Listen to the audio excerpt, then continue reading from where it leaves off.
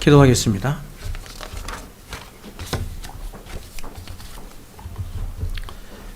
거룩하고 복되신 우리 하나님 아버지, 이 시간도 우리에게 생명의 말씀을 들려주시고 그 말씀에 온전히 순종할 마음을, 그 믿음을 우리에게 허락하여 주시옵소서. 예수님의 이름으로 기도하옵나이다. 아멘. 자,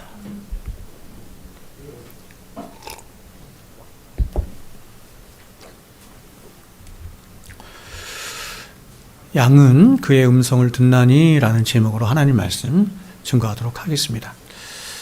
자, 오늘은 제가 스승의 주일을 맞이하여서 특별히 교회를 하나님이 세워가시는 가장 중요한 원리로 삼으신 것이 목양의 원리인데, 이 목양의 원리가 어떤 것인지 요한복음 10장이 잘 보여지고 있는데, 그 10장 중에서 요 3절 한 절만 택해서 목양의 많은 원리들 중에서 하나의 원리를 함께 살펴보도록 할 텐데 하고, 특별히 이 목양의 원리 중에서도 목사와 성도와의 관계의 원리에 대해서 여러분께 함께 말씀을 나누도록 하겠습니다.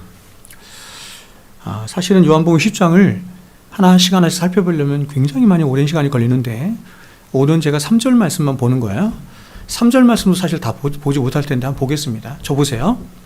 여러분, 한 교회가 세워지는 성경적 원리는 다음과 같습니다. 그것은 하나님은 당신의 교회를 세우시기에 앞서서, 세우시기 전에 먼저 한 사람의 목회자를 택하십니다.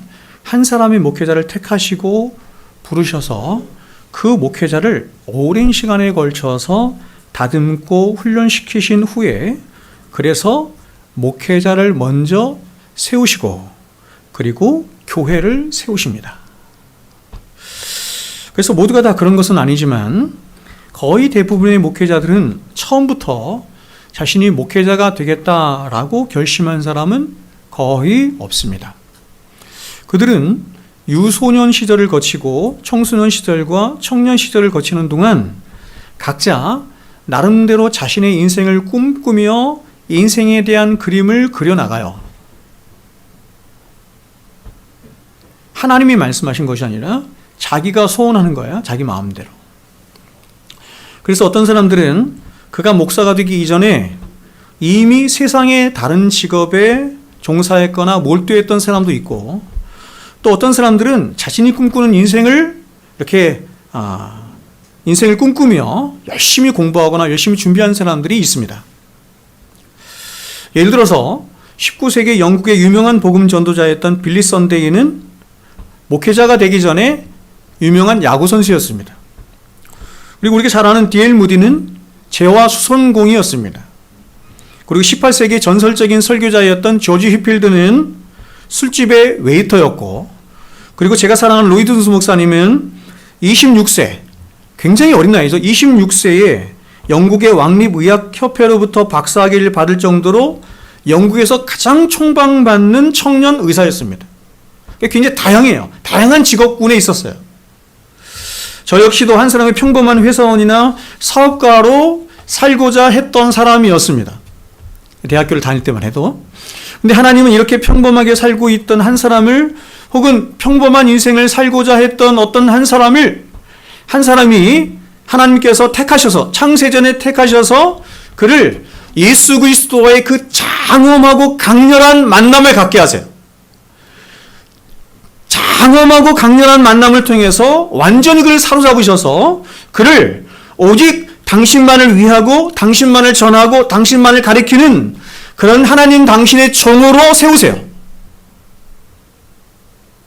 이것은 성도들이 예수님을 만나는 것과는 좀 차원이 다릅니다. 제가 조금 이따 다시 말씀드리겠지만, 오늘 우리가 함께 읽은 요한복음 10장 3절의 말씀은 바로 이러한 한 사람의 목회자가 과연 어떻게 해서 세워지게 되는 것인지, 그 복음의, 그 목회자의 기원에 대해서 보여주고 있는 말씀이에요.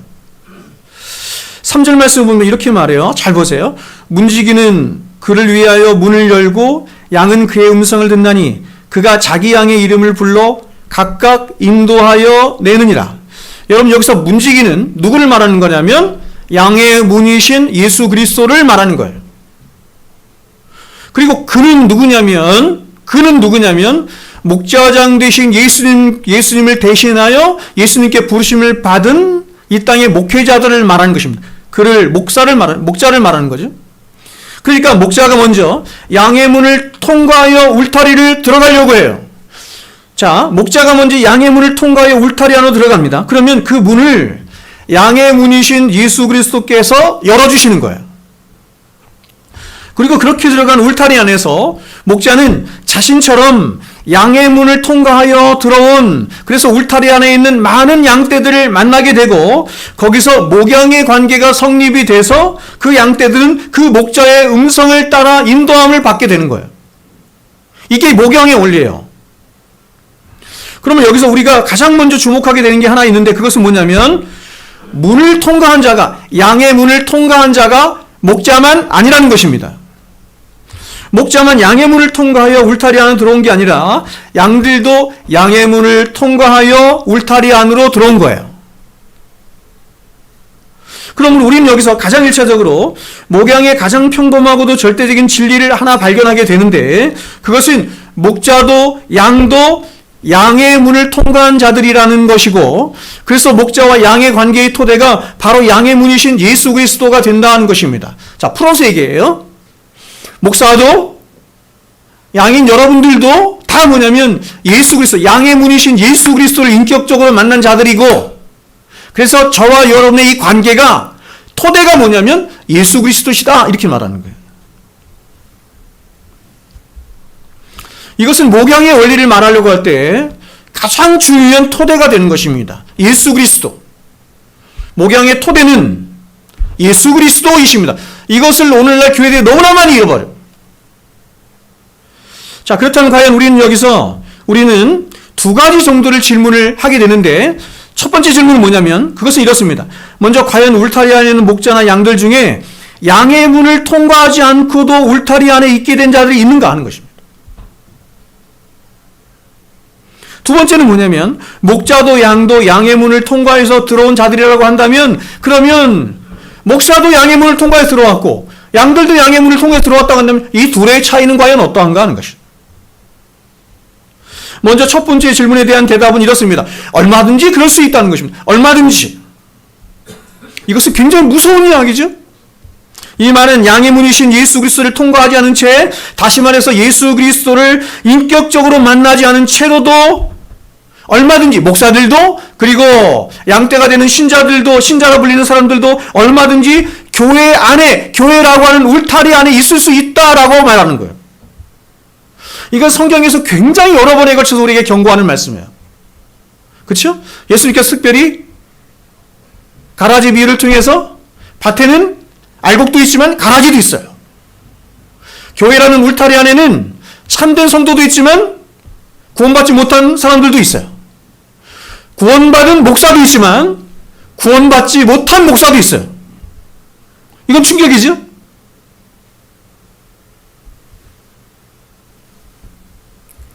그렇다면 여러분, 양의 문을 통과하지 않은 채 울타리 안에 들어온 목자와 양들은 어떻게 이 울타리 안으로 들어오게 된 것일까요? 양의 문을 통과하지 않았는데 울타리 안에 있어요. 방법은 하나밖에 없죠? 울타리를 넘어오는 것뿐이에요. 담을 넘어오는 것뿐이에요. 그러면 여러분, 왜 이들은 담을 넘어왔습니까? 이들의 신분이 도대체 무엇이길래 이들은 담을 넘어왔습니까? 도적이기 때문에 그렇습니다.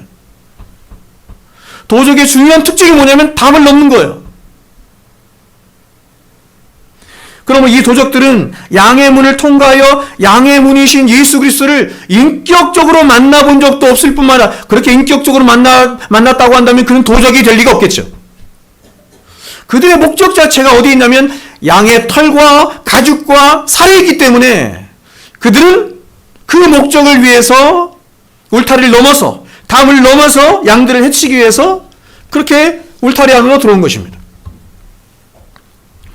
이렇게 도적이 담을 넘어서 울타리 안으로 들어온 이야기가 존 버년이 쓴 철로 역정의 이야기에 잘 나와요.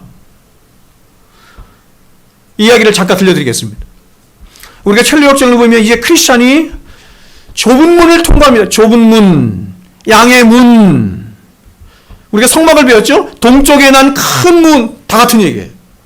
예수 그리스도를 말하는 거예요. 양의 문이신 예수 그리스도를 통과한 거예요. 좁은 문을 통과한 거예요. 그리고 이제 좁은 길인 순례자의 길에 접어들었습니다. 순례자의 길을 가고 있습니다. 여러분은 좁은 문을 통과하여 순례자의 길을 가고 있습니까? 좁은 길을 가고 있습니까? 여러분이 가는 길은 좁은 길 같아요? 근데 갑자기 자신이 걷고 있는 그 순례의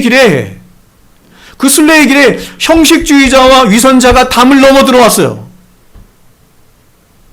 그래서 크리스천이 이 두 사람을 향해서 이렇게 물으며 말을 합니다. 당신들은 왜 이 길의 입구에 있는 좁은 문을 통과하여 들어오지 않은 것입니까? 당신들처럼 담을 넘어 들어온 사람들은 다 도적일 뿐입니다. 여러분, 이 순례의 길에 접어설 수 있는 것은 딱 한 가지 방법밖에 없어요. 이 길 입구에 있는 문을 통과해야 돼요. 양의 문을 통과해야 돼요. 좁은 문을 통과해야 돼요. 근데 그 좁은 문을 통과하지 않고도, 양의 문을 통과하지 않고도 이 길에 서 있는 사람들이 있으니 크리스찬이 이상한 거예요. 그래서 물으면서 말하기를 또 말하는 거예요. 담을 넘어온 자는, 양의 문을 통과하지 않고 담을 넘어온 자는 다 도적입니다. 이렇게 말합니다. 그러자 형식주의자와 위선자가 이에 대해서 이렇게 말을 해요. 오늘날 많은 사람들이 이렇게 대답하는 것과 같습니다. 이렇게 말을 해요. 무슨 소리입니까? 우리는 관습대로 담을 넘어왔을 뿐입니다. 어찌되었든 우리도 당신과 같은 이 순례의 길에 서 있기 때문에 우리도 구원을 받을 수가 있습니다. 우리는 교회에서 하라고 하는 모든 종교적인 행위들을 다 행했고 그 누구보다도 율법을 잘 지켜 행했습니다. 그러자 크리스찬이 이들을 보면서 혼잣말로 이렇게 얘기해요. 혼잣말로. 이런 사람들을 만나면 혼잣말로 얘기해야 되는 거야. 혼잣말로. 아니면 싸워. 큰일 나. 혼잣말로 이렇게 말을 하는 거예요. 저들은 자기가 믿고 싶은 대로 스스로 믿고 스스로 확신하는 거짓 구원의 확신에 사로잡힌 자들이다. 굉장히 많습니다. 굉장히 많아요. 근데 그 사람들 안에 진리가 없으므로 그게 뭔지를 몰라요.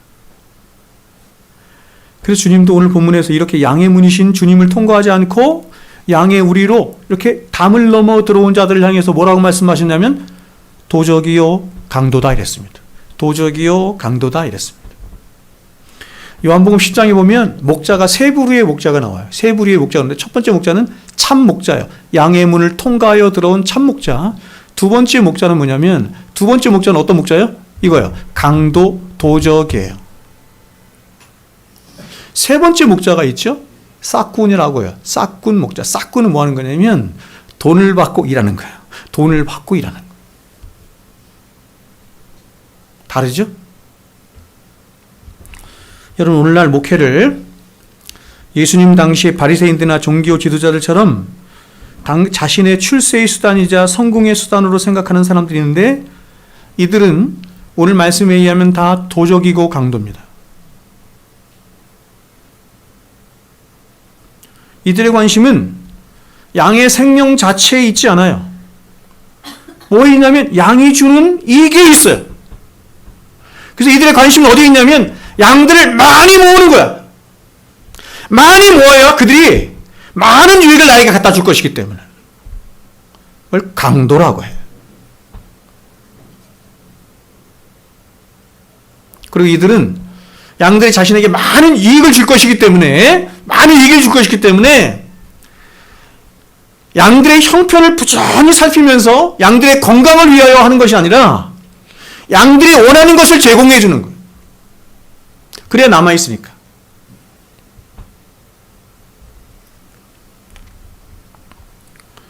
자, 이제 두 번째 질문입니다. 그것은 이렇습니다. 목자도 양도 양의 문을 통과하여 들어온 자들이라고 한다면, 다시 말해서 구원받은 하나님 백성이라고 한다면 이 둘의 차이는 무엇인가 하는 것입니다. 제가 실감나게 말씀드려 볼게요. 저와 여러분의 차이는 무엇입니까?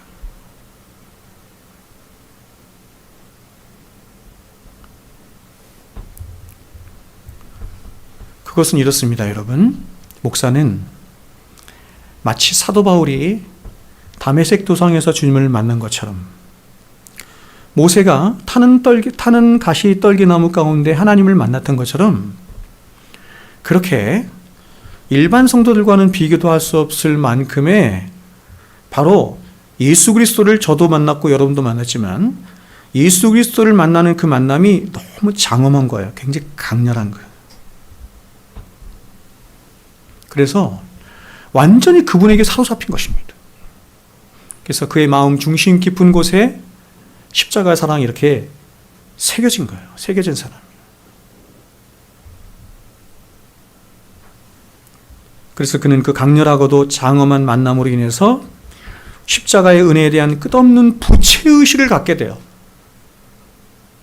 그래서 그는 끝없는 부채의식으로 말미암아서 자신이 만난 그 예수를 사랑할 뿐만 아니라 그 사랑하는 예수를 전하지 않고는 견딜 수 없는 마음을 갖게 되는 것이고, 더 나아가서 자신도 예수님처럼 살고 싶은 마음을 갖는 거예요. 근데 예수님이 어떻게 사셨냐면 이렇게 말씀했어요. 요한복음 10장 10절에서 내가 온 것은 양으로 생명을 얻게 하고 더 풍성히 얻게 하려는 것이라. 나도 그렇게 예수님처럼 살고 싶다. 나도 양으로 생명을 얻게 하고 그들로 하여금 더 풍성히 얻게 하는 그런 삶을 살고 싶다 하는 마음을 갖는 거예요.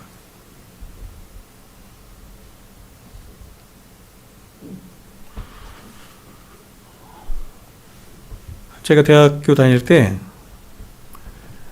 내비게이터에서 오랫동안 5년 동안 훈련을 받았는데, 5년 동안 있었는데, 거기서 이제 주장하는 말씀을 많이 얘기해요. 주장하는 말씀, 오래 주장하는 말씀, 인생에 주장하는 말씀 등등등 여러 가지.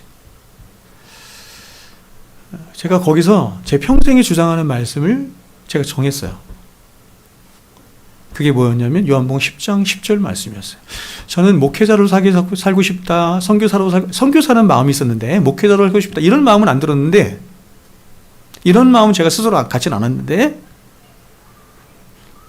이상하게 그 말씀이 끌렸고 그렇게 살고 싶었어요. 양으로 생명을 얻게 하고 더 풍성히 얻게 하는 삶. 근데 보니 그게 목회자의 삶인 거예요.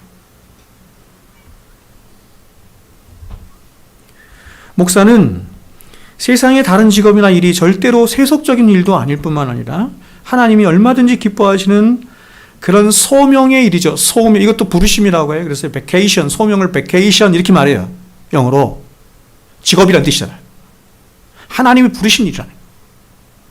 그럼에도 불구하고 그는 목회가 아닌 다른 어떤 일을 통해서는 도저히 만족도 안 되고 보람도 안 되고 안식을 찾을 수도 없어. 그는 오직 예수 그리스도 그분께만 매이고 진리에만 매여서 그 예수를 전하지 않고는, 진리를 전하지 않고는 자신의 인생에 아무런, 그쵸? 보람도 안식도 찾을 수 없다. 이런 생각을 가진 사람입니다. 그래서 스펄전은 이렇게 말했습니다. 당신은 목회자 후보생들에게 하는 이 3권의 책이 있거든요. 그 책에서 스펄전이 뭐라고 얘기하냐면 이렇게 얘기해요. 당신이 다른 일을 하면서도 영혼의 안식을 얼마든지 찾을 수 있다고 한다면 그것은 결코 목회자의 소명이 아닙니다.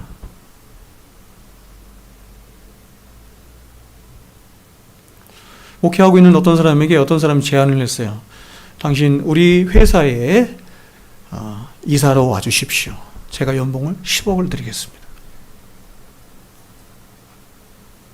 그래서 가는 사람은 목회자가 아닌 거예요. 왜냐하면 그 사람은 그런 돈이나 명예나 세상 어떤 것들도 얼마든지 안식을 얻으며 살 수 있는 사람이기 때문에. 그런데 목회자로의 부르심을 받는 사람은 세상에 다른 어떤 것으로 만족이 되지 않아요. 어떤 것으로 안식에 이를 수 없어요.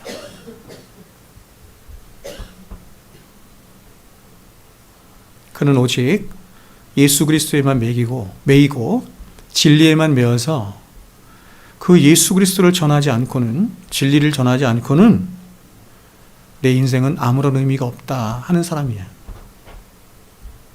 그래서 스펄전이 이어서 이렇게 말한 거예요. 이 유명한 말이잖아요. 누가 나더러 제왕의 면류관을 쓰고 한 나라의 임금이 되라고 말한다면 나는 그들에게 말하겠노라. 나는 그런 사소한 일에 신경 쓸 시간이 없다고. 그리스도의 복음을 전하는 이 거룩한 일에 나는 나의 온 마음과 삶을 드리겠노라고. 여러분, 저는 어려서부터 자랄 때 이렇게 재주가 많은 사람이었습니다. 운동도 잘하고 그리고 합창부의 일원이기도 했고, 그리고 학교 대표로 미술대회도 나오고. 안 믿어지죠? 제가 요리도 잘하는 거 아시죠? 굉장히 여러 방면에 되게 잘했어요. 근데 지금 제 아내가 저에게 뭐라고 했냐면, 당신은 목사가 하는 일 빼놓고는 아무것도 못하잖아.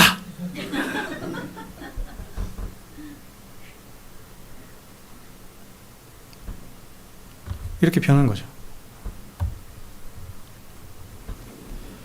그래서 여러분, 주님이 한 사람의 목회자를 부르시는 그 목사의 부르심에는 일생에 단 한 번 부르시고 마는 부르심이 아니에요. 그러니까 여러분, 목사의 소명을 이야기할 때 네가 목사인지 어떻게 하니? 라고 하는 것을 아는 중요한 시금석 중에 하나가 뭐냐면, 끊임없는 부르심이 있냐 이거예요. 한 번 부르시고 마는 부르심이 아니라 끊임없는 부르심이 있냐 이거예요. 그러니까 스펄전이 이어서 이렇게 얘기하는데, 당신이 도망갈 때까지 도망가봐라. 그래도 하나님이 부르시면, 막다른 골목까지 가서 부르시면 그것이 너의 소명이다, 이렇게 말했어요. 그러니까 도망가고, 부르시는데 도망가고 또 도망가고 또 도망가는데 그래도 불러. 막판까지 이르는 거야. 그 내가 도망갈 데가 없구나. 그래서 나 같은 것도 되면 주님, 제가 하겠습니다 하는 게 부르심이에요. 그래서 목회자는 그때만 그런 것이 아니라, 여러분, 그의 삶, 인생 전체에 걸쳐서 하나님이 부르세요. 인생 전체에 걸쳐서 지속적으로 부르세요.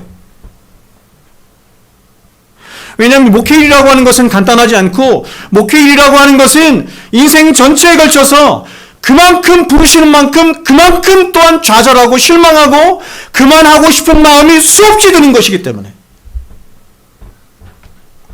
그래서 주님이 부르시지 않으면 갈 수가 없어. 목회의 길은 자신 스스로의 어떤 확신이나 집념으로 갈 수 있는 길도 아닐 뿐만 아니라, 어떤 사람이나 일상에서 줄 수 있는 어떤 위로나 격려나 물질적인 혜택이나 이런 것으로 가는 길이 아니에요. 목사는 구약의 제사장이 그랬고 선지자가 그랬듯이, 그는 오직 예수 그리스도와 그분의 복음만을 위하여 오롯이 부름받은 거예요. 제사장도 그렇죠, 선지자도 그렇죠, 기름 부음 받은 자라는 뜻이에요. 기름 부음 받았다. 기름 부음 받았다는 것은 뭐냐면, 하나님 당신의 영광을 위하여, 오직 당신만을 위하여 살도록 기름 부었다, 이런 뜻이에요. 정하셨다, 이런 뜻이에요. 저와 여러분의 모든 인생이 다 하나님의 영광을 위하여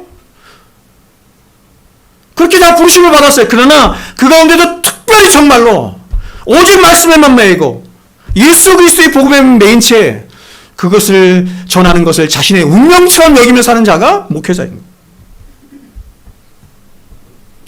그래서 그는 예수님이 걸어가셨던 그 길을 가기 때문에 예수님처럼 똑같아. 그 예수님과 그 복음으로 인해서 많은 대적과 어려움을 당할 수밖에 없어요. 여러분도 그렇지만 목회자는 더욱더 그렇습니다.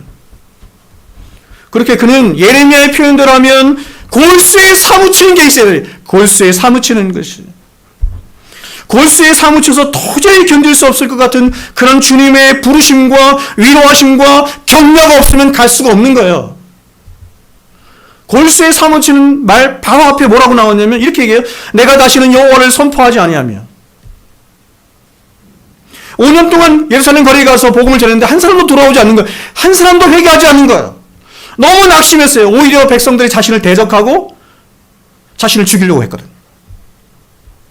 그래서 그는 하나님 앞에 나가서 얘기합니다. 하나님, 내가 다시는 여호와를 말하지 않으며 여호와의 말씀을 전하지 않을 것입니다. 그러니까 이런 좌절이 목회자의 평생의 삶에 수없이 와요. 수없이. 그러면 이렇게 말해요. 그러면 내 마음이 불붙는 것 같아서 내가 골수에 사무치니 답답하여 견딜 수, 답답하여 견딜 수, 뭐가 답답하다는 거야? 이 복음을 전하지 않고는 답답하여 견딜 수 없나이다. 그러면 여러분 그것을 자신의 결심만으로 갈 수 있겠어요? 자신의 결단만으로 갈 수 있겠어요? 하나님이 지속적으로 부르지 않으면 갈 수가 없는 거예요. 저는 일주일에도 여러 번 내가 목회를 그만둬야 되겠구나 생각을 여러 번 해. 실제적으로. 근데 또 용기 주시고 또 일으켜 주시고 또 할 수 있도록 또 불러주시고. 그러니까 가는 거예요.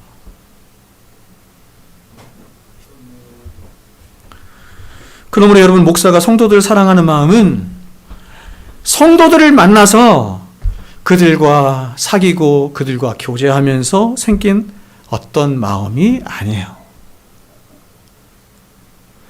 이것은 이미 부르심 안에 있는 마음이에요.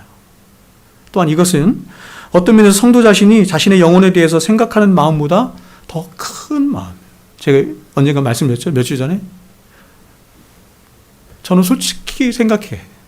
어떤 성도들은 자신의 영혼에 대해서 생각하는 것보다 목회자인 제가 더 염려하고 걱정하고 생각하는 것 같아요.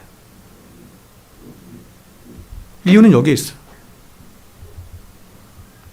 그는 그 사람이 주님을 만난 것보다 훨씬 더 강렬하게 주님을 만나고 장엄하게 주님을 만났기 때문에 그 사람이 생각하는 자신의 영혼과 구원에 대해서 생각하는 것보다 목회자가 생각하는 구원, 그렇죠? 이 영혼에 대한 것이 훨씬 더 간절한 거예요.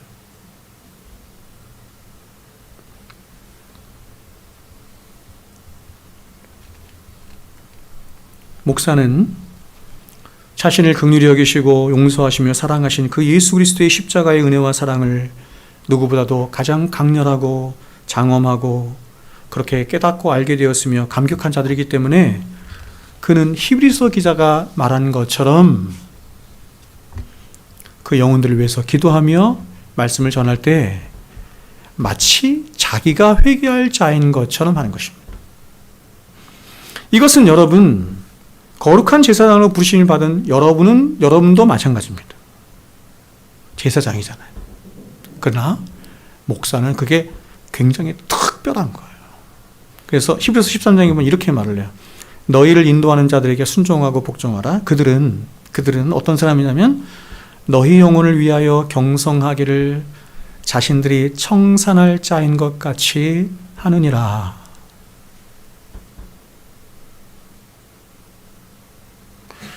여러분은 다른 지체들을 위하여 기도할 때, 그들의 영혼을 위하여 기도할 때 그런 마음을 가져본 적이 있어요? 여러분 자녀 말고, 식구들 말고 다른 지체들 혹은 구원받지 못한 사람들을 향해서 기도할 때 그런 마음을 가져본 적이 있어요?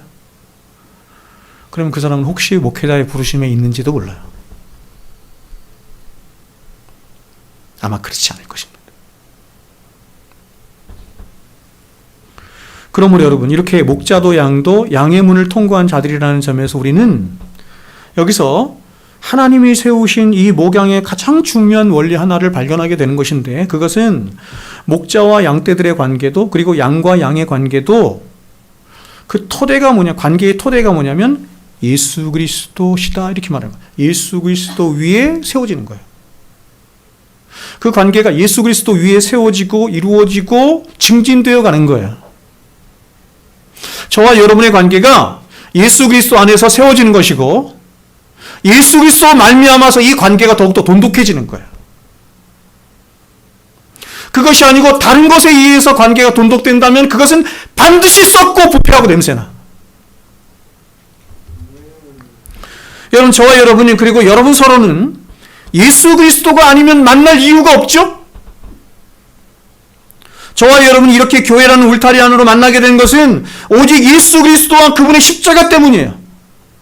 그러므로 여기서 저와 여러분은 우정 충만으로 교회를 세워나가거나 서로를 대해서는 안 된다는 것을 알고, 오직 믿음으로, 오직 성령 안에서 서로를 대함으로 성령이 하나 되게 하신 이 교회를 힘써 지켜나갈 의무를 갖는 것입니다.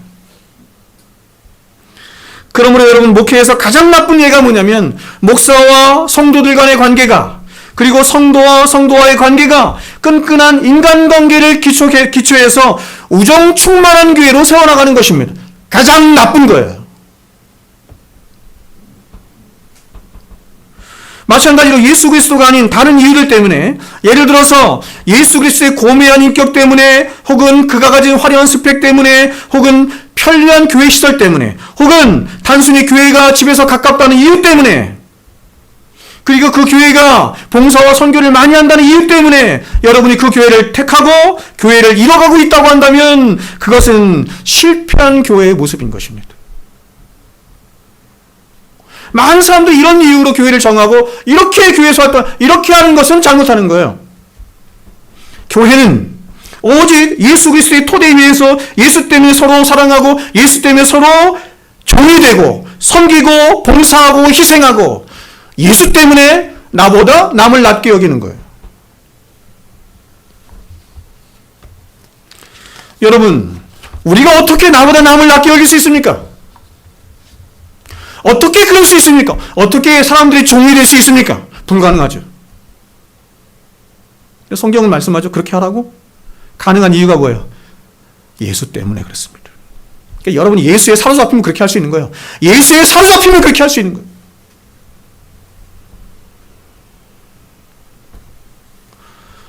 여러분, 오늘날 우리는 여러 교회들을 볼 때 교회 정문에 혹은 이 주보에 이렇게 딱 문구가 있는 걸 봐요. 우리 교회는 가정 같은 교회를 이뤄가는, 그것을 목적하는 교회입니다. 많은 사람들이 이렇게 작은 교회, 개척교회를 오려고 하는 사람들 중에 있는데 그 사람들이 생각하는 그 교회를 오려고 하는 이유는 뭐냐면 가정 같은 교회라고 생각하기 때문이에요. 이러한 문구는 때로 우리들의 마음을 굉장히 따뜻하게 하죠. 따뜻하게 합니다. 하지만 교회는 가정처럼 되어서는 안 되고, 그런 여러분, 교회의 모델이 뭐예요? 교회의 모델이 뭐예요? 교회의 모델은 가정이 아닙니다. 교회의 모델은 뭐예요? 여러분, 교회의 모델은 하나님 나라입니다.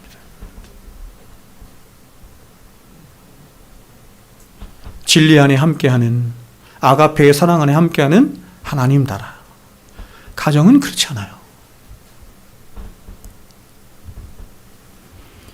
그러므로 여러분, 하나님이 기뻐하시는 참된 교회는 바로 저와 여러분 한 사람 한 사람이 오직 예수 그리스도로 말미암아 교회라고 하는 울타리 안으로 들어왔듯이 이 교회를 이루어감에 있어서도 절대로 사람 냄새 나는 우정 충만으로 해서는 안 되고, 오직 성령과 진리 안에서 여러분 한 사람 한 사람이 날마다 예수를 더욱 사랑하는 그 한 가지 마음으로 서로가 몸이 되고 교회를 세워나가야 하는 것입니다.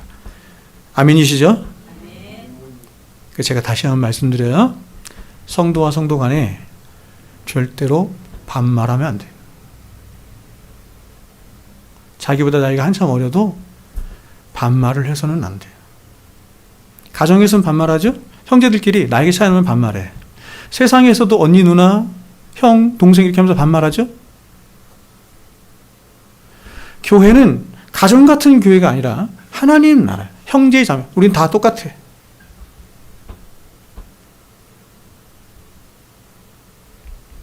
우리가 고린도서 13장에서 사랑의 15가지 속성을 이야기할 때 그 한 가지가 뭐였냐면 무례히 행치 않고 였습니다. 무례히 행치 않고. 사랑은 관계잖아요. 그쵸? 관계. 하나님과의 관계에서 하나님을 사랑하는 중요한 여러분 그 원리가 뭐냐면 하나님을 향해서 무례히 행치 않는 거예요. 이 얘기는 뭐냐면 하나님을 하나님답게 대접하는 거예요. 나의 위치를 하나님 앞에서 지키는 거예요. 이게 무례히 행치 않는 거예요. 목사와 성도 간에도 마찬가지죠. 무례히 자신의 자리를 잘 지키는 거예요. 성도와 성도 간에도 마찬가지인 거예요. 이게 깨지면 문제가 생겨요. 그럼 여러분, 저와 여러분이 교회를 사랑하고 성도들을 참되게 사랑하는 가장 중요한 첫 번째 원리가 뭐냐면 여러분이 먼저 예수를 사랑하는 것입니다. 예수를 사랑하지 않은 채 하는 사랑은 그걸 사랑이라고 하지 아니하고 친절이라고 해요. 이제 우리는 오늘 본문을 통해서 목양의 두 번째 원리를 보게 되는데 그것은 이것입니다. 하나님이 세우신 목양의 방법은 이렇게 되는 거예요. 목사는 말하고 양들은, 신자된 여러분들은 듣는 것입니다. 목사는 말하고 여러분은 듣는 거예요. 오늘 본문은 이렇게 말합니다. 양은 그의 음성을 듣나니 이렇게 말해요. 양은 그의 음성을 듣나니 이렇게 말해요. 여러분, 교회는 우리들끼리 모여서 마음 맞는 사람들끼리 모여서 서로 협의하고 의논하고 논쟁도 하고 회의도 해서 세워나가는 곳이 교회가 아니에요. 교회는 하나님이 말씀하시고 백성들은 그 하나님의 말씀을 듣는 거예요. 교회의 주인 되신 하나님이 말씀하시고 여러분 들어서 그 말씀 가운데 교회를 세워나가는 거예요. 근데 하나님이 그 말씀을 누구를 통해서 하시냐면 목회자를 통해서 하시는 거예요. 그래서 목회자를 뭐라고 하냐면 진리를 전하는 자 이렇게 말하는 거예요. 하나님의 말씀을 전하는 진리를 전하는 자 이렇게 말하는 거예요.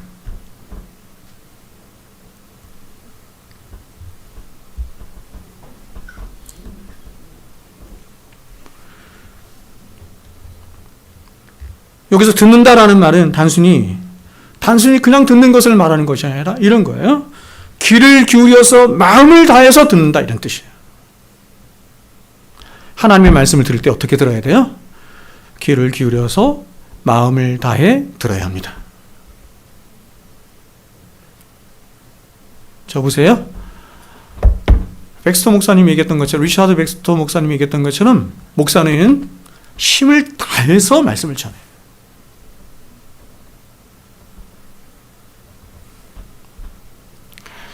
힘을 다하는 것이 꼭 큰 소리를 치는 것을 의미하는 것은 아닐 것입니다. 마음을 다해서 정말 전심으로 말씀을 전할 때 어떤 사람은 아주 작은 소리로 말씀을 전하는 자도 있을 것입니다. 사실 저도 그렇게 하고 싶은데 제 성격상 그게 잘 되지 않아. 중요한 건 뭐냐면 목사는 하나님의 진리의 말씀을 마치 오늘 내가 내 마지막 인생을 살아가고 마지막 설교를 하는 것처럼 그렇게 전하는 거예요. 말씀을 듣는 여러분도 어떻게 말씀을 드리냐면 그렇게 들어야 돼. 여러분 예배를 드릴 때 찬송을 하잖아요. 찬송을 그냥 흥얼흥얼하듯이 찬송하면 안 되고 하나님을 찬양하는 거기 때문에 힘을 다하여 찬양하는 거예요. 여러분이 할 수 있는 가장 큰 힘을 다해서 목소리를 높여서 하나님을 찬양하는 거예요. 말씀을 들을 때도 마음을 다해서 하나님의 말씀을 귀를 기울여 듣는 것입니다.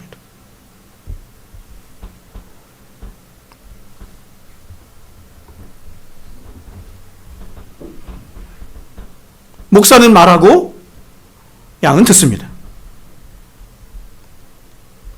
하나님이 우리가 구약에 보면 그렇죠? 성막에 임재하시죠? 성막에 어디에 임재하세요? 지성소에. 지성소 어디에? 법궤 뚜껑에. 법궤 뚜껑이 그대로 가져온 게 이 강단이에요. 하나님이 이스라엘 백성들 통치하고 다스리신 방식이 뭐냐면 하나님은 말씀하시고 이스라엘 백성들은 듣는 거예요.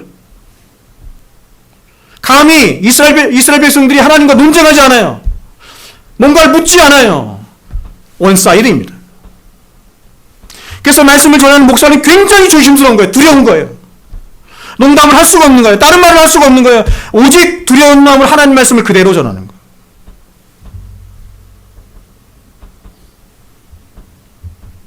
목자는 말하고 양은 듣습니다.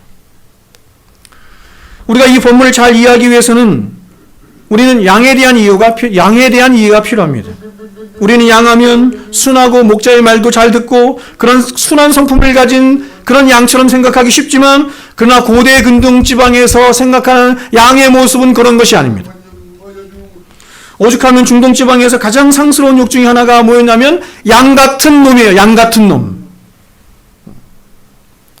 즉 이들이 생각하는 양은 아주 고집도 세고 말도 잘 안 듣고 어리석고 힘이 없는 동물이 양이에요. 그래서 성경에서조차 이스라엘 백성들 양에 비유하여 말하는 거 이렇게 말하죠. 이사야 53장 6절에 우리는 다 양 같아서 그릇 행하여 각기 제 길로 갔거늘. 저와 여러분은 다 양과 같은 존재들이죠. 양과 같은 자들이기 때문에 우리들의 이 본성을 알아야 돼요. 습성을 알아야 돼요. 뭐냐면 그릇 행하여 각기 제 길로 가기를 원해요. 그릇 행하여 각기 제 길로 원한다는 건 뭐냐면 하나님 말씀을 듣고 싶지 않아요. 성령이 아니고는 하나님의 말씀을 들을 수가 없어요. 하나님의 말씀을 듣지 않고 내 소견에 오른 대로 살고 싶고 내 소견에 오른 대로 신앙생활도 하고 싶고 내 소견에 오른 대로 말씀도 듣고 싶고 하는 거예요. 말씀을 듣는데 겸손하고 가난한 마음으로 듣는 것이 아니라 이미 내가 처져 있는 어떤 내 지식이나 내 생각이 이런 걸 가지고 듣는 거예요. 내 의를 가지고 판단하는 거. 여러분, 제가 언젠가 여러분에게 말씀드린 것처럼 하나님이 창조하신 모든 동물들은 누구나 각자가 다 자신을 보호할 수 있는 장치들이 하나씩 있어요. 그래서 어떤 동물들은 날카로운 이빨을 가진 자도 있고 어떤 동물들은 빠른 다리를 가졌으며 어떤 동물들은 보호색이나 강력한 뿔을 가진 동물들도 있습니다. 그런데 이 세상의 모든 동물들 중에서 오직 유일하게 이 양만큼은 자신을 보호할 수 있는 어떤 능력이나 장치도 없어요. 이게 양이에요.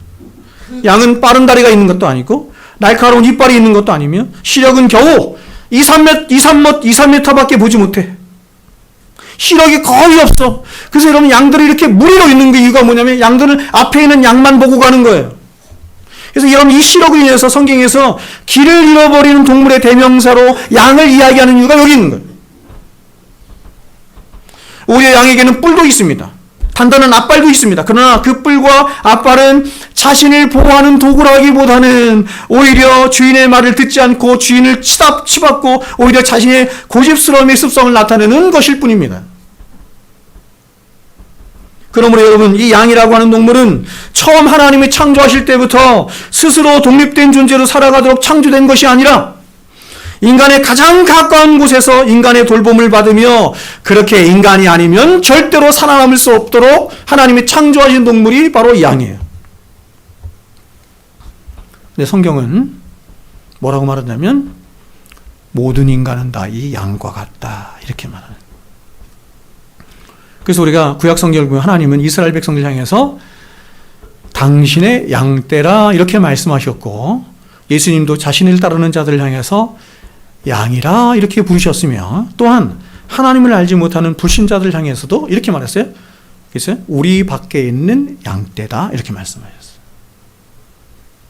그럼 성경은 우리 안에 있는 양이든 우리 밖에 있는 양이든 모든 인류를 양과 같다 이렇게 말씀하는 거예요.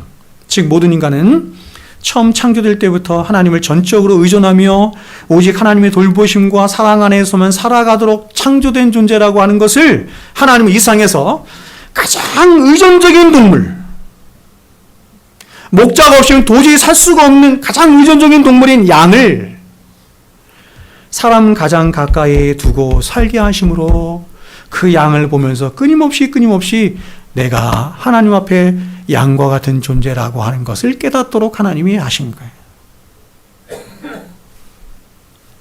그래서 여러분, 우리의 신앙 고백 중에 가장 위대한 고백 중에 하나가 뭐냐면 이거예요. 여호와는 나의 목자시고 나는 당신 앞에 양일 뿐입니다.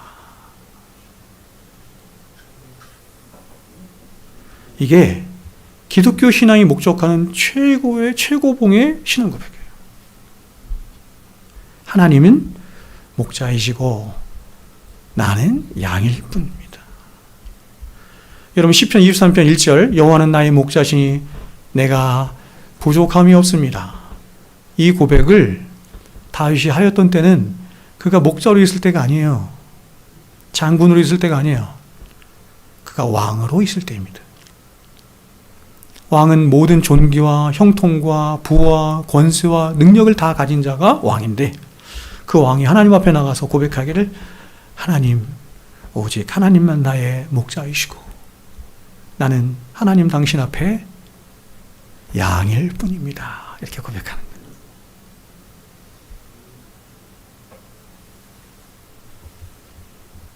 그러므로 여러분 보세요.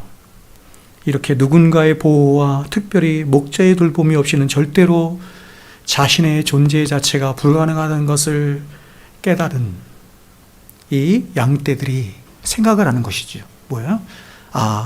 양된 내가 나를 지킬 수 있는 유일한 방법은 이거예요. 양의 음성을 듣는 것이며, 그렇죠? 양의 음성을, 자기가 양이라고 하는 것을 생각한다면 제가 양의 음성을 듣는다고 했어요? 가끔 그래요. 목자의 음성을 듣는 것이며 목자의 돌봄, 이 목양 안에 자신을 두는 것에 있다라고 하는 것을 생각하는 거예요. 아멘이세요?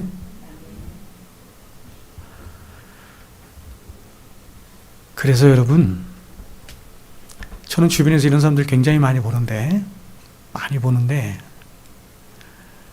이렇게 인터넷으로 우리나라에서 유명하다고 하는 목사님들 설교를 다 듣는 사람들이 있어.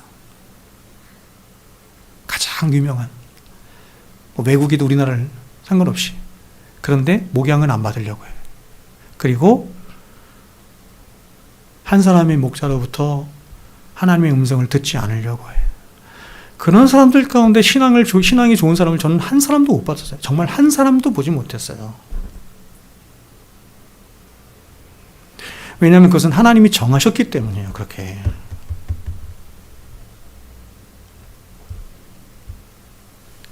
목자는 양떼들을 향한 한없는 긍휼의 마음과 사랑의 마음으로 그들을 향해서 목자장 되신 하나님의 말씀을 전하고 목자장 되신 그분의 마음으로 그 양들을 돌봐요. 그게 목자예요. 양떼들은 자신들의 진짜 목자 되신 하나님을 경외하고 사랑하는 마음으로 그 하나님이 보내신 목자를 믿고 신뢰해. 그래서 그 목자의 음성을 듣고 목자에게 자신의 길을 맡겨요.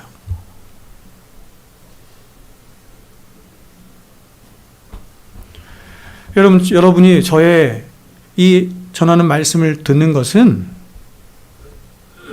제가 굉장히 탁월하고 고매한 인격을 가졌거나 아니면 저의 학식이 굉장히 대단하기 때문에 그렇게 하는 게 아니에요.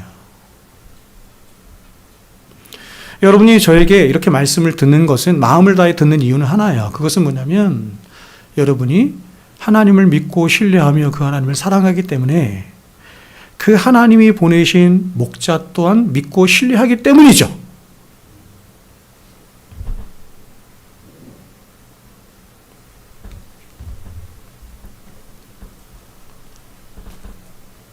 이러한 믿음과 신뢰가 깨지면 그 사람은 절대로 신앙이 자랄 수가 없어요. 제가 분명히 말씀드립니다. 그러므로 성경적인 목양의 관계가 성립되기 위해서는 두 가지 전제가 이루어져야 되는데 첫째는 뭐냐면 예수 그리스도의 음성을 들려줄 수 있는 참된 목자가 먼저 있어야 되고 두 번째는 뭐냐면 그러한 목자의 음성을 듣고 믿음으로 순종할 수 있는 양떼들이 있어야 목양의 관계가 형성이 되는 거예요. 그래 여러분 이 두 가지 사실은 결코 사실 쉬운 일이 아닙니다. 먼저 목회자가 세상의 시류에 영합하지 않고 늘 진리의 말씀에 깨어서 그 진리의 말씀을 전하는 것을 자신의 운명처럼 여기며 살아가는 것은 결코 쉬운 일이 아니에요. 왜냐하면 이렇게 진리의 말씀을 전하는데 너무나 많은 시험과 유혹과 대적이 있기 때문이에요. 양떼들 역시 목자의 음성을 듣는 것이 쉽지 않습니다. 굉장히 많은 이유들이 있는데 그 중에 하나의 이유는 뭐냐면 아무리 양의 문을 통과한 구원받은 신자라 할지라도 여전히 그 신자 안에는 양과 같은 본성이 있기 때문이에요. 양은 자꾸 치받아요.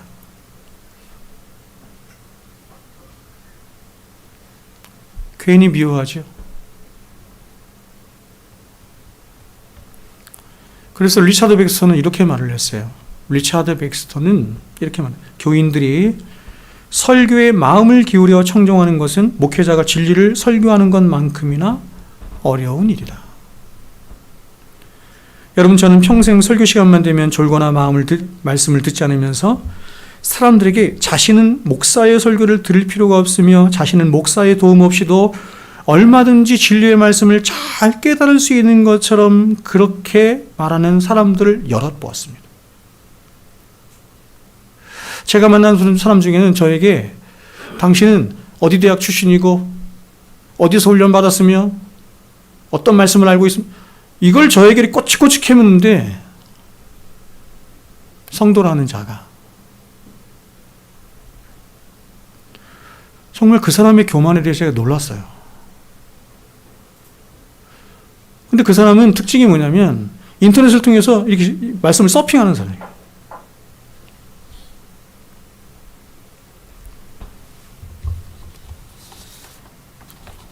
그래서 이런 사람 특징이 뭐냐면 자신이 조금 알고 있는 그 일천한 지식으로 함부로 목사의 설교를 판단하고 저울질하는 것입니다. 여러분, 저와 같은 목사도 이 부분에 얼마나 위험한지 모르겠습니다. 근데 말씀을 듣는 여러분도 이 부분이 너무 위험한 거예요. 특별히 저희와 같이 이렇게 개혁주의를 하는 이 목사들 혹은 성도들이 위험한 게 이것입니다. 왜냐하면 이게 막 지식이 더해져 가거든요. 지식이. 일반 복음주의계와는 비교도 할 수 없을 만큼 지식이 더해가죠. 근데 이 지식이 더해갈수록 사람은 더욱더 겸손해져야 되고, 이 지식을 하나님이 주셨으면 지식을 가지고 사람들을 섬기는 일을 해야 되는데, 오히려 이 지식을 가지고 이제는 목회자를 판단하고 다른 사람을 판단하고 정죄하는 일을 하는 거예요.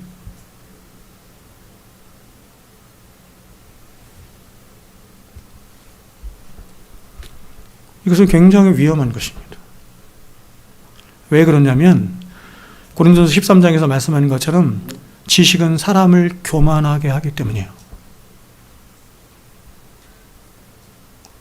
그래서 여러분이 하나님의 말씀을 듣고 그 말씀을 가지고 하나님 앞에 나가서 기도하지 않고 그 말씀을 지켜 행하려 하지 않고 그 말씀과 분투하지 않으면 그 말씀은 오히려 여러분에게 독이 될 수 있어요. 왜냐하면 머리만 커지기 때문에.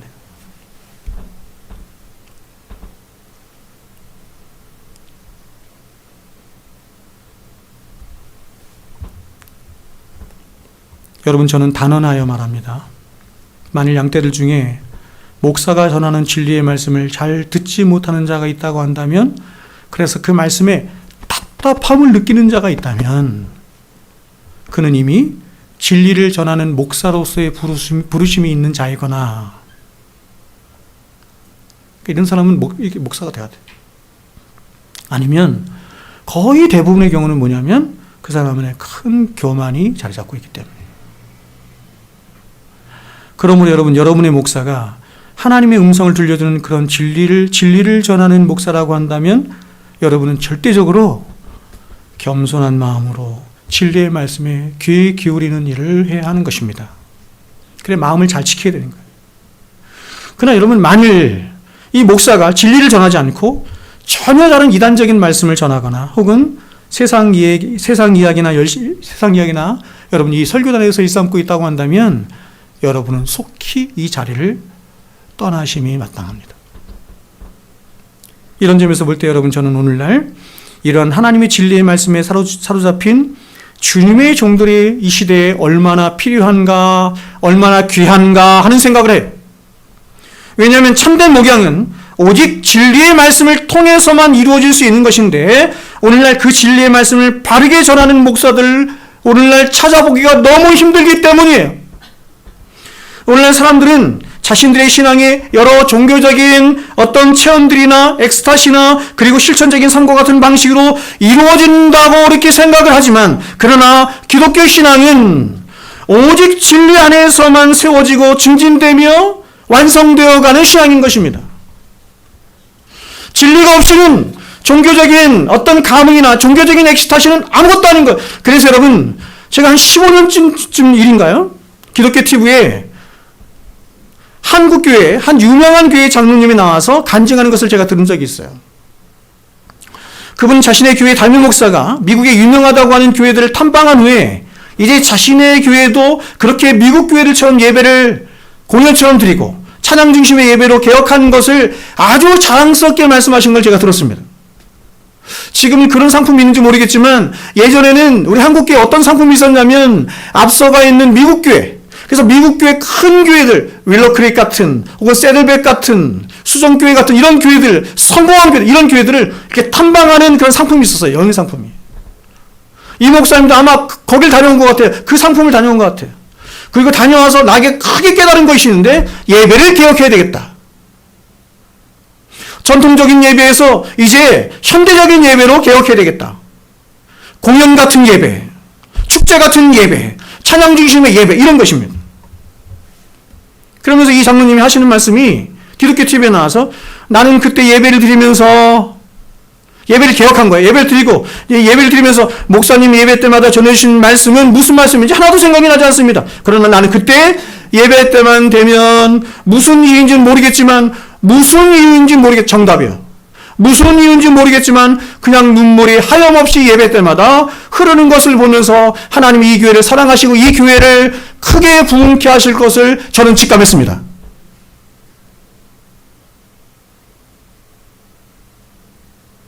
신앙을 말씀으로 하지 않고 느낌으로 하는 거죠. 무당처럼 하는 거죠. 신내림이 있었습니까? 여러분, 저는 이러한 감화의 역사가 성령의 역사였다고 주장하는 간증자들의 말들이 오늘날 너무나 난무하고 있기 때문에 저는 굳이 그렇게 비판하고 싶지도 않아. 이제 입이 아플 정도예요. 하지만 여러분, 저는 이런 감정주기심의 신앙생활이나 신비주의적인 방식의 신앙생활이 과연 그 사람의 신앙을 정말로 견고하게 해주는 데 얼마나 도움을 줄 수 있을까 하는 데는 퀘션입니다. 아니, 반대예요. 왜냐하면 참된 깨달음이 없이 흐르는 눈물은 그저 공허한 감정 노름 그 이상 그 이하도 아니기 때문에 그렇습니다. 하나님 앞에 흐르는 눈물이 너무나 귀한 것이긴 하지만 악어의 눈물, 거짓 눈물이 너무나 많은 거지. 그렇죠? 우리는 얼마든지 경험하죠. 예? 영화관에 가서 영화 한 편을 보면서 그게 픽션이고 거짓인 걸 아는데 울죠? 소설 한 편을 보면서 울죠. 거짓인데. 그런데 교회 안에서 이런 거짓 눈물이 흘리는 것은 더 나쁘고 더 위험한 것은 뭐냐면 교회는 하나님 앞에 예배를 드린다고 생각하기 때문에 사람들이 자신이 이렇게 거짓 눈물을 흘릴 때 사람들은 예배를 드릴 때 내가 눈물을 흘리기 때문에 이건 성령께서 감화 감동하셔서 흘리는 눈물이라고 착각한다는 게 문제인 거예요. 근데 여러분, 우리는 영화관에 가서 눈물 흘리면서 어떤 때는 쪽팔리잖아요. 그죠? 거짓인데 눈물을 흘리니까. 아닌 거예요. 이 눈물은 참된 눈물이라는 것이 아니라는 것을 알아요. 근데 예배 드리면서 흘리는 눈물은 자신을 더 속이는 눈물인 것입니다. 그래서 위험해요.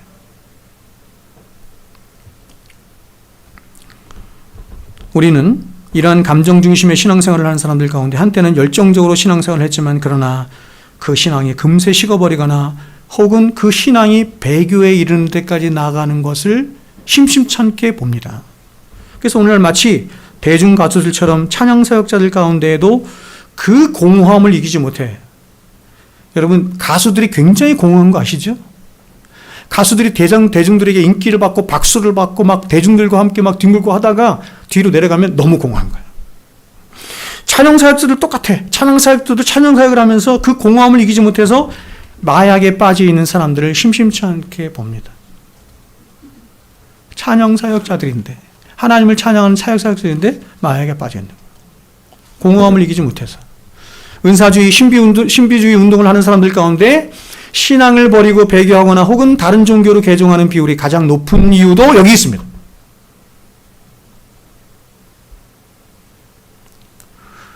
기독교 통계를 보면 기독교에서 다른 종교로 개종 혹은 기독교를 신앙을 버린 사람들, 이런 사람들이 비율이 나타나요. 장로교, 성결교, 감리교 등등 나타나는데 가장 높은 비율이 어딘지 아세요? 그게 오순절이에요. 오순절. 그들이 신앙을 그렇게 하잖아. 이게 꺼지면 버리는 거예요. 이게 꺼지면 아니구나, 딴 데 가는 거야. 그 다음이 감리교예요. 그래서 제임스 패커는 청교도들을 언급하며 이와 같이 우리들에게 말을 했습니다. 들어보세요. 제임스 패커 아시죠? 이렇게 말했습니다.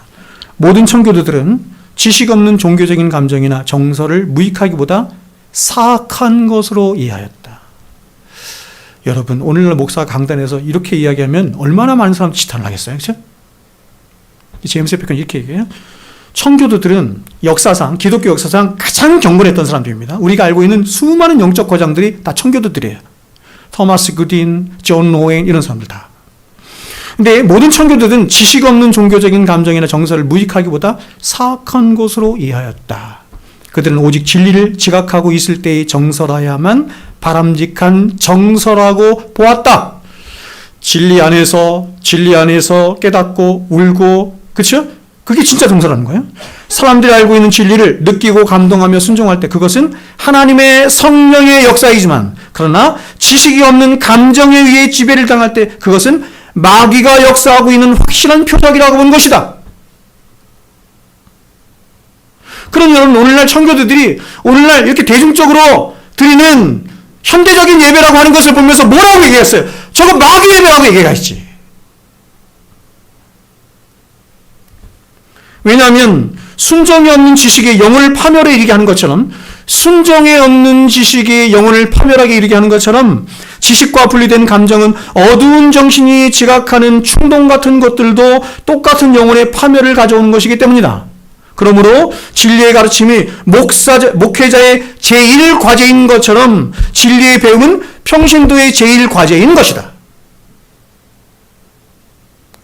저는 이 제임스 베커의 말을 다 동의해. 근데 딱 한 가지만 동의 안 해. 그게 뭐냐면 이것입니다. 진리의 배움은 평신도의 제1과제인 것이다. 여기서 뭘 동의 안 하냐면 평신도라는 말을 동의 안 해.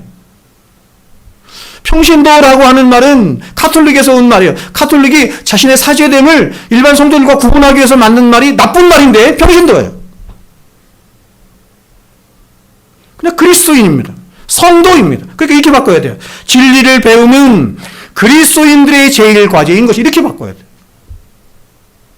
그러면 여러분, 이런 목양의 원리를 따라 생각할 때 만일 누군가 신앙이 부실하다고 한다면 그것은 두 가지 이유 때문인데, 먼저 하나는 뭐냐면 하나님이 목자를 통해서 하나님 당신의 음성을 들려주심으로 당신의 백성들의 신앙을 바로 세우고자 하는 그런 하나님이 교회 안에 세우신 목양의 원리를 거부하거나 무시하거나 혹은 소홀히 했기 때문인 것이고, 다른 하나는 뭐냐면 아직 그 사람이 하나님의 말씀을 바르게 가르쳐주고 바르게 인도해줄 목자를 만나지 못했기 때문이에요.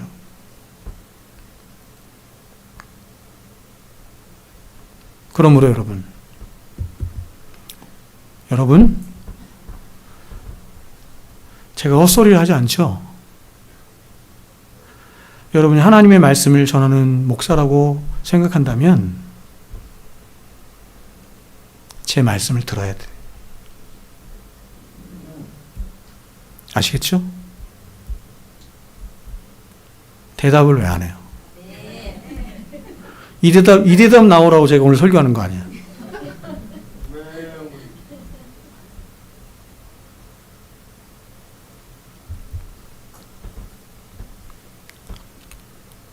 제가 지난번에 아리스토텔레스 국보론 얘기할 때 얘기했잖아요. 아리스토텔레스가 말하기를 사람의 최고의 행복은 태어나지 않는 것이고, 두 번째 행복은 태어나자마자 죽는 것이고, 그래도 살아야 한다면 네 가지 만남이 있어야 되는데, 좋은 국가를 만나고 부모를 만나고 세 번째 스승을 만나고 친구를 만나는 거. 저는 아리스토텔레스와 조금 견해가 다른데 여러분의 인생에 있어서 진리의 말씀을 전해주는 목자와의 참된 목자와의 만남은 가히 절대적이에요.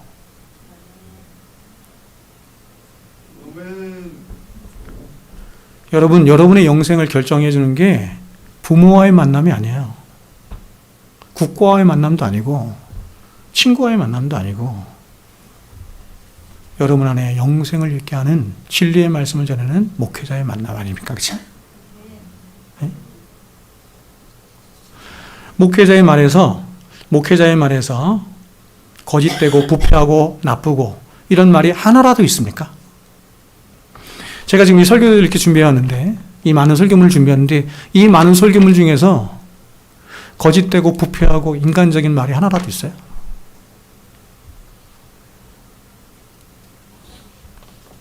하나님이 여러분들에게 주시길 원하는 모든 좋은 것들은, 모든 선한 것들은 목회자 입술을 통해서 나오는 거 아니에요? 그러므로 여러분, 이 세상 어떤 관계보다 목회자의 관계를 여러분이 바르게 건강하게 세우시고 해야 돼요. 바르게. 두 번째는 뭐냐면 건강하게. 여러분이 목회자의 관계가 틀어지면 여러분의 영혼은 피폐해지는 거예요. 왜냐하면 여러분의 영혼은 오직 말씀을 들음을 통해서만, 참된 진리의 말씀을 통해서만 가능한데, 목회자와의 관계가 틀어지면 말씀을 들을 수가 없네? 아무리 목사가 진리의 말씀을 전해도 이 관계가 틀어지면 저 나쁜 놈 하면서 말씀이 안 들어요. 목회자의 신뢰의 관계가 깨지면 여러분의 영혼은 절대로 건강하게 자랄 수가 없어요. 그래서 문제가 생기면 빨리 회복하셔야 돼요. 아시겠죠? 그래서 히브리서 기자는 이렇게 우리들에게 말한 것입니다. 자, 요 읽고 말씀을 제가 마치겠습니다. 히브리서 13장 7절에 하나님의 말씀을 너희에게 일러주고 너희를 인도하던 자들을 생각하며 그들의 행실의 결말을 주의하여 보고 그들의 믿음을 본받으라. 여러분, 전기를 좀 많이 읽어보세요. 위대한 삶을 살았던, 믿음의 삶을 살았던 사람들의 전기를 좀 읽어보세요. 그래서 그들의 생이 어떤가를 좀 보세요. 히브리서 13장 7절입니다. 이렇게 말해요. 너희를 인도하는 자들에게 순종하고 복종하라. 그들은 너희 영혼을 위하여 경성하기를 자신들이 청산할 자인 것 같이 하느니라. 그들로 하여금 즐거움으로 이것을 하게 하고 즐거움으로 목양을 하게 하고 근심으로 하게 하지 말라. 그렇지 않으면 너희에게 유익이 없느니라. 여러분이 저를 핍박하고 여러분이 저를 대적하지 않아도 목사는 다른 곳에서 많이 핍박당하고 대적해. 교회에서는 사랑 좀 받고 싶어요.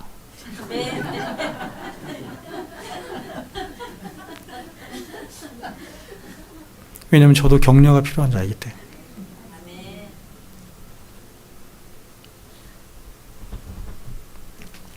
목사의 최고 영광은 하나님의 진리의 말씀을 자신의 생명을 다해서 평생 동안 오롯이 전하는 것이고, 그런 자신이 전하는 주의 말씀을 듣는 성도들을 만나는 거예요. 제가 교회 개척을 하고 굉장히 오랜 시간 여러 날 동안 제가 이 부분에 너무 좌절을 많이 했었어요. 솔직히. 왜냐하면 사람들이 말씀을 듣지 못해서 교회를 떠나고 말씀을 대적하는 일들이 너무 많아서 왜 그럴까? 내가 목사로서 하나님의 진리의 말씀을 목사로서 부르심을 받지 못하는 것은 아닐까? 이 교훈을 너무 많이 했어요.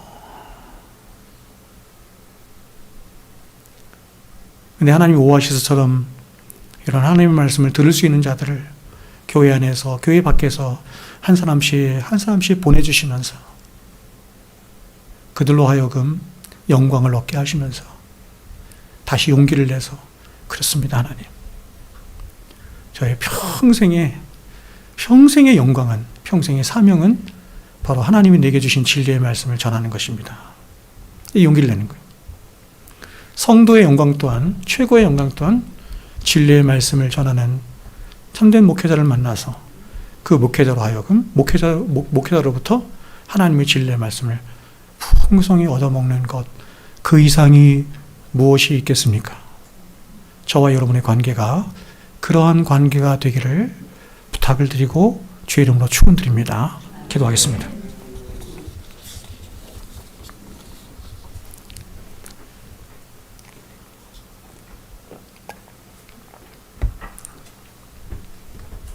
귀하신 주님,